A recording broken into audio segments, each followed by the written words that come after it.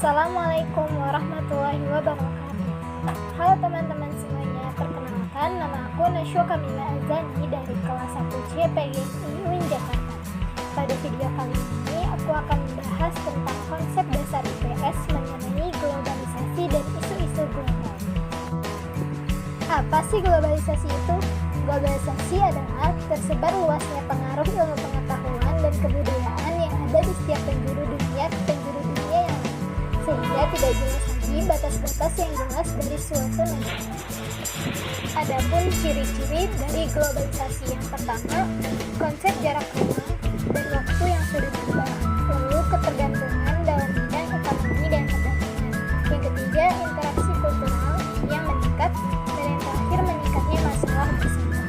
Selanjutnya ada faktor penyebab globalisasi. Yang pertama, kemajuan teknologi informasi dan komunikasi, serta semakin rendahnya biaya transportasi. Yang kedua, menyebar dan meluasnya kapitalisme dengan kerjasama ekonomi internasional. Yang ketiga, kemenangan politik ekonomi neoliberalisme. Lalu terdapat nilai-nilai universal dalam globalisasi. Yang pertama ada aspek ekonomi. Globalisasi mengacu pada perubahan yang terjadi pada mekanisme pertukaran barang dan jasa. Lalu dalam aspek politik, globalisasi membawa pengaruh besar pada arah kebijakan politik negara-negara di dunia. Yang ketiga, aspek sosial budaya, yaitu konsep globalisasi merujuk pada proses terintegrasinya gagasan, nilai, norma, perilaku, serta cara hidup sosial kemasyarakatan. Strategi bangsa Indonesia menghadapi tantangan globalisasi. Yang pertama ada strategi otonomi nasional, yang kedua strategi pengakuan timbal balik, yang ketiga strategi koordinasi, yang keempat strategi harmonisasi eksplisit, yang keempat strategi federalis mutual, dan yang terakhir strategi limiter. Pandangan Islam terhadap globalisasi. Pandangan Islam terhadap globalisasi adalah agama global dan universal. Tujuannya adalah menghadirkan risalah peradaban Islam yang sempurna dan mulia, baik secara spirit, akhlak maupun batin. Di dalamnya ada aspek duniawi dan ukhrawi yang saling melengkapi. Keduanya adalah satu kesatuan yang utuh dan integral. Universalitas atau globalitas Islam menyatakan kepada semua manusia tanpa memandang bangsa, suku bangsa, warna kulit, dan diferensiasi lain.